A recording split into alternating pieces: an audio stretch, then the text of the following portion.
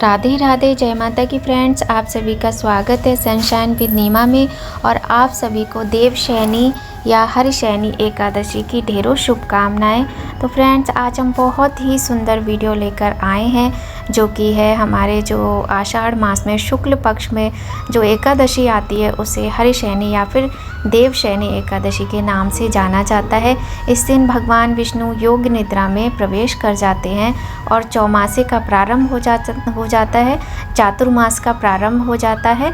और बहुत सारी जानकारी हम इस वीडियो में आपको हरिशयनी एकादशी से संबंधित देने वाले हैं। तो आप लोगों को सबसे पहले बहुत सारी शुभकामनाएं देवशयनी एकादशी की। और वीडियो को पूरा देखिएगा बिना स्किप किए। बहुत ही उपयोगी, बहुत ही उत्तम वीडियो है ये देवशयनी एकादशी की। तो सबसे पहले, अगर आपने अभी तक हमारे चैनल को सब्सक्राइब नहीं किया है तो आप लोगों से हाथ जोड़कर विनम्र प्रार्थना करते हैं कि सबसे पहले हमारे चैनल को सब्सक्राइब कर लीजिए, बेल आइकन को अवश्य प्रेस कीजिए ताकि कोई भी वीडियो आए तो आपको नोटिफिकेशन मिल जाए और आप हर वीडियो का लाभ उठा सकें। तो मेरे भगवान के भक्तों, मेरे विष्णु भगवान के भक्तों, और आप सभी को मैं एक बार फिर से कहना चाहूँगी, हाथ जोड़ के प्रार्थना करना चाहूँगी कि मेरे चैनल को सब्सक्राइब कीजिए और मेरी वीडियोस को अगर आपको पसंद आए तो लाइक ज़रूर कीजिए। तो चलिए अब प्रारंभ करते हैं आज की वीडियो।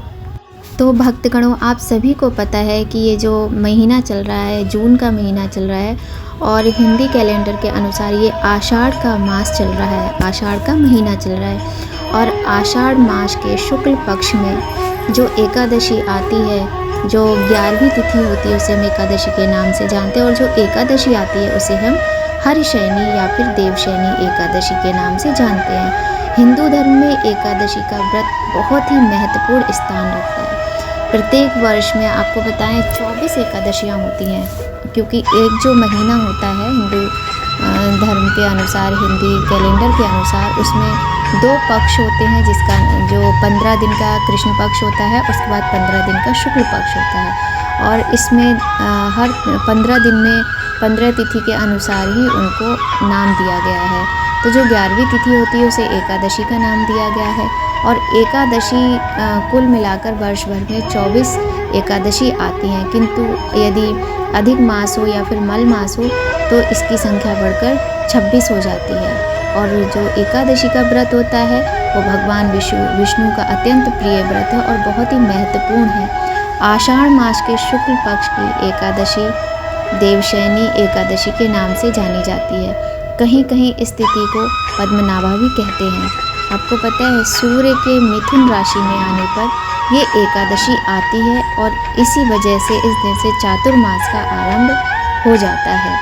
इस दिन से भगवान श्री हरि विष्णु क्षीर सागर में शयन करते हैं, जिसे हम कहते हैं, जैसे पहले हम सुनते थे ना जब हम छोटे थे कि भगवान विष्णु सो गए हैं। तो भगवान सोते कभी नहीं है, क्योंकि भगवान सो जाएंगे तो इस सृष्टि का फिर क्या होगा।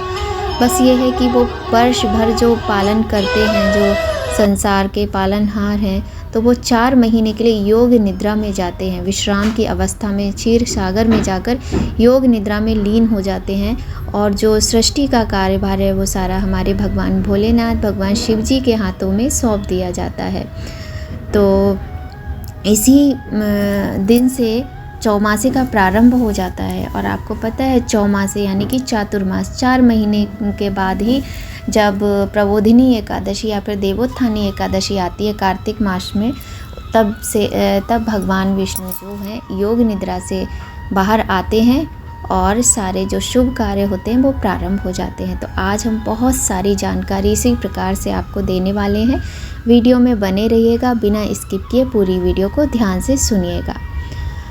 तो इस वर्ष आषाढ़ मास में जून के महीने में हरिशयनी एकादशी जो है वो है 29 जून दिन बृहस्पतिवार को। हरिशयनी एकादशी की तारीख हम स्क्रीन पर भी मेंशन कर रहे हैं, आप ध्यान से देखिएगा। 29 जून 2023 दिन बृहस्पतिवार को हरिशयनी या फिर देवशयनी एकादशी का व्रत रखा जाएगा। तो यदि आप लोग व्रत रखते हैं एकादशी का, तो 29 जून दिन बृहस्पतिवार को एकादशी का व्रत रखा जाएगा। और देखिए बृहस्पतिवार का जो दिन होता है वो भगवान विष्णु को अत्यंत प्रिय होता है। सुख समृद्धि, घर गृहस्थी, हर गृहस्थ के लिए सुख समृद्धि के लिए, बच्चों के लिए, सभी के लिए बृहस्पतिवार का जो दिन होता है वो बहुत ही शुभ होता है। बृहस्पति ग्रह की पूजा बहुत ही शुभ होती है और भगवान विष्णु को ये दिन समर्पित है और उन्हें बहुत ही प्रिय होता है। तो जो लोग भी व्रत रखते हैं उनको मैं ये जानकारी देना चाहती हूँ कि 29 जून दिन बृहस्पतिवार को हरिशयनी एकादशी का व्रत रखा जाएगा। एकादशी के व्रत का अत्यधिक महत्व होता है हिंदू धर्म में। एकादशी का व्रत समस्त पापों को नष्ट करने वाला कहा गया है।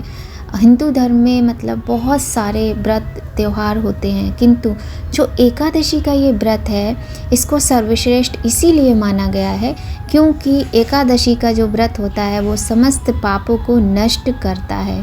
मनुष्य के द्वारा दिन रात अनेकों अपराध होते हैं जाने अनजाने में, तो उन सभी पापों से मुक्ति दिलाता है। इसीलिए इस व्रत का महत्व और अधिक बढ़ जाता है।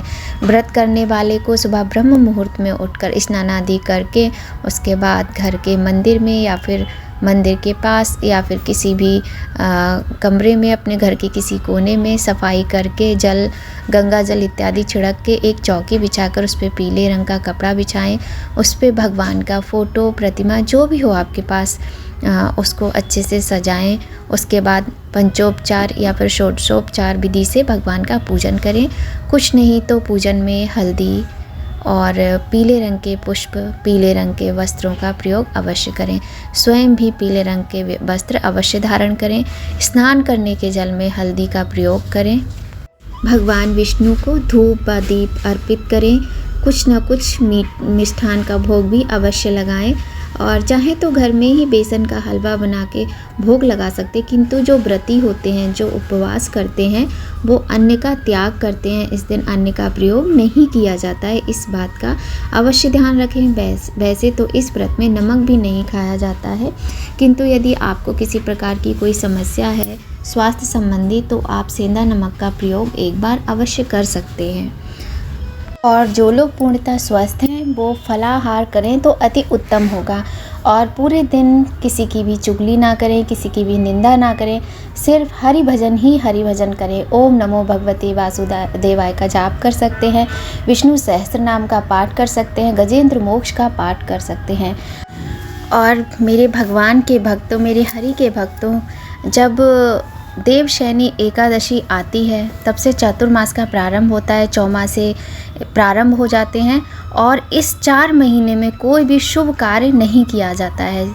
इस काल में यज्ञोपवीत संस्कार, विवाह, दीक्षा ग्रहण, यज्ञ, गृह प्रवेश, गोदान, जितने भी शुभ कर्म हैं वे सभी त्याज्य होते हैं। ये सारे कार्य नहीं करने चाहिए, जितने भी शुभ कार्य हैं। लेकिन जैसे आपका घर है, आप उसमें मरम्मत का कार्य करा रहे हैं तो वो आप कर सकते हैं, कपड़े खरीद सकते हैं, सोना खरीद सकते हैं। लेकिन जो पूजा वाले कार्य होते हैं, जो भगवान विष्णु से जुड़े कार्य होते हैं, उनको हम नहीं करते हैं, उनका त्याग होता है इन 4 महीनों में। क्योंकि देखिए कोई भी शुभ कार्य होता है तो गणेश जी, लक्ष्मी नारायण के बिना तो होता ही नहीं है। तो जब नारायण योग निद्रा में जाते हैं तब सभी शुभ कार्यों को वर्जित माना गया है, तो इसलिए ये कार्य नहीं किए जाते हैं। श्रीमद् भागवत पुराण के अनुसार हरिशयन को योग निद्रा माना जाता है, योग निद्रा कहा जाता है। हरिशयन का तात्पर्य है कि इस 4 महीने में बादल वर्षा के कारण सूर्य चंद्रमा दोनों का ही तेज जो है वो धीमा हो जाता है, फीका पड़ जाता है, क्षीण हो जाता है, जो कि उनके शयन का द्योतक है। तो इस वजह से जो ये 4 महीने का जो समय होता है, व्यक्ति में ऊर्जा की कमी होती है और किसी भी बारिश होती है और जगह जगह पानी भर जाता है, बाढ़ आ जाती है, तो किसी भी तरह के शुभ कार्य को करना वर्जित ही माना गया है। और भगवान राम जी ने भी इन 4 महीनों में, चौमासे जिसको कहते हैं, इन 4 महीनों में अपना जो कार्य था सीता माता की खोज करने का, उसे स्थगित कर दिया था। जब 4 मास बीत गए थे, ये चौमासे बीत गए थे, तभी प्रभु श्री रामचंद्र जी ने लंका पर चढ़ाई करके रावण का वध करके माता सीता का पता लगाया था और माता सीता को अयोध्या लेकर आए थे। तभी दीपावली का पर्व भी मनाया जाता है। जितने भी शुभ कार्य होते हैं इन 4 महीनों में त्याग दिए जाते हैं, वो कार्य नहीं किए जाते हैं। इस एकादशी को सौभाग्य की एकादशी के नाम से भी जाना जाता है। पद्म पुराण के अनुसार इस एकादशी के दिन जो भी व्यक्ति उपवास रखता है, उससे जाने या अनजाने में यदि कोई पाप कर्म हो गया है तो उन सभी पापों से उसे मुक्ति मिलती है। और मेरे प्रभु के भक्तों, कुछ उपाय हैं जो मैं आपको बताती हूँ। अभी मैंने आपको बताया कि किस दिन मनाई जाएगी, मैंने आपको तारीख भी बता दी, क्यों मनाते हैं ये भी बता दिया। और हरिशयनी एकादशी पर भगवान विष्णु सोते नहीं हैं, योग निद्रा में जाते हैं।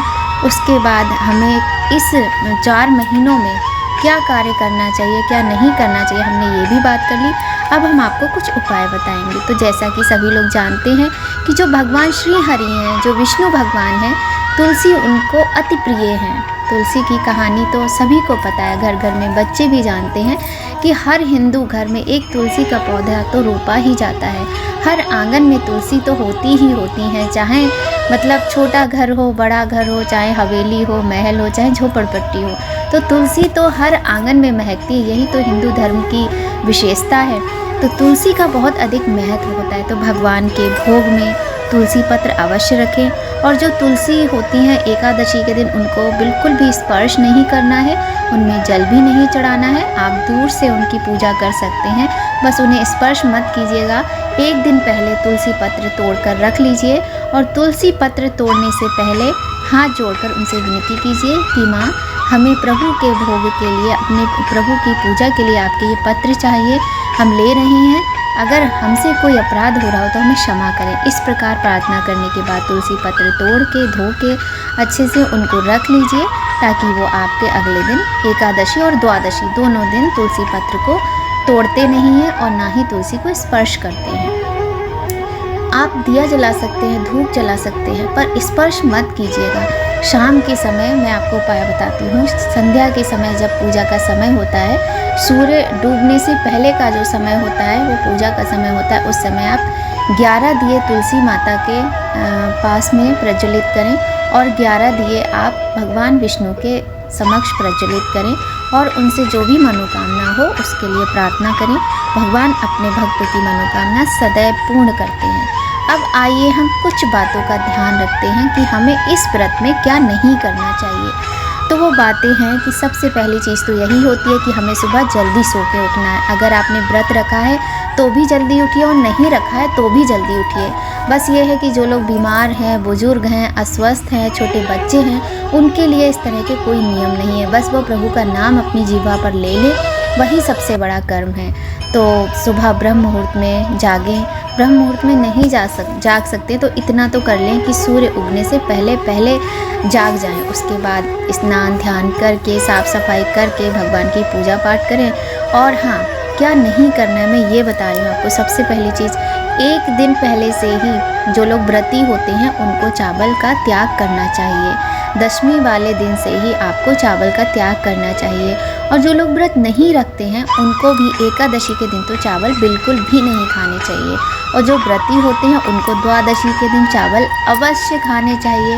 ऐसा भी है, प्रभु का भोग लगाकर आप स्वयं चावल ग्रहण करें। और झूठ ना बोलें। कोशिश करें कि आप इतने लोगों से बात ही ना करें कि आपको झूठ बोलना पड़ जाए, मजबूरी में बोलना पड़ जाए, तो आप झूठ ना बोलें। और जो लोग वर्किंग है, काम करते हैं, उनको मान लीजिए किसी अच्छे काम के लिए झूठ बोलना है तो भगवान से प्रार्थना कर लें। किसी की निंदा ना करें। देखिए, फ़ोन पे बात मत कीजिए, क्योंकि ज़्यादातर यही होता है जब हम किसी पास पड़ोसी से मिलते हैं, किसी फ्रेंड से मिलते हैं और फ़ोन पे बात करते हैं तो किसी ना किसी के बारे में कोई बात निकल ही जाती है। तो सबसे अच्छा है कि फ़ोन पे बात ही ना करें और ब्रह्मचर्य का पालन करें। जो लोग व्रती हैं, जो उपवास रखने वाले हैं, वो ब्रह्मचर्य का पालन अवश्य करें और प्रयत्न करें। जो लोग व्रती नहीं भी हैं, क्योंकि एकादशी ये बहुत ही महत्वपूर्ण है सभी के लिए, हिंदू धर्म वालों के लिए, तो इस दिन ब्रह्मचर्य का पालन अवश्य करें। विष्णु सहस्त्र नाम का पाठ और गजेंद्र मोक्ष का पाठ बहुत ही फलदायी है और ये करने से बहुत ही उत्तम फल की प्राप्ति होती है। अपने कष्टों से मुक्ति पाने के लिए दूसरों का बुरा बिल्कुल भी ना सोचें। मन में विचार ही ना लाएं कि उसके साथ ऐसा हो जाए या वैसा हो जाए, जो भी है। तो और प्रभु को का इतना स्मरण करें, भोजन बनाएं, रसोई में कार्य करें या बाहर कार्य करने जाएं, घर से बाहर निकले तो श्री हरि श्री हरि श्री हरि का जाप करते रहें। फिर आप देखिए जीवन में किस तरह के चमत्कार होते हैं। तो जो हरिशयनी देवशयनी एकादशी है, इसका अत्यंत महत्व होता है हिंदू धर्म में, और पौराणिक कथाओं के अनुसार, हमारे पुराणों के अनुसार इसका बहुत अधिक महत्व होता है। कुछ उपाय मैंने आपको बता दिए, क्या नहीं करना था मैंने बता दिया, आपको दिनांक भी बता दिया। आशा करती हूँ आपको मेरी वीडियो बहुत ही सहायक सिद्ध होगी, और अगर आपको मेरी वीडियो थोड़ी भी पसंद आए तो प्लीज़ आप लोगों से हाथ जोड़कर मेरी विनती है, कृपया मेरी वीडियो को लाइक ज़रूर करें और चैनल को सब्सक्राइब करें, बेल आइकन को प्रेस अवश्य करें, ताकि जो भी मेरी नेक्स्ट वीडियो आए, जो भी अगली वीडियो आए, उसका नोटिफिकेशन आपको मिलता रहे और आप मेरी वीडियो का लाभ उठा सकें। तो भगवान की कृपा आप सभी पर बनी रहे, भगवान सभी के कष्टों को दूर करें, सदैव उनका आशीर्वाद बना रहे, माता लक्ष्मी सदैव अपनी कृपा बरसाती रहे। इसी कामना के साथ आज की वीडियो का यहीं पर एंड करते हैं और मिलेंगे आपसे एक बहुत ही सुंदर दूसरी वीडियो में। राधे राधे, जय माता की। ओम नमो भगवते वासुदेवाय। श्री हरि श्री हरि श्री हरि।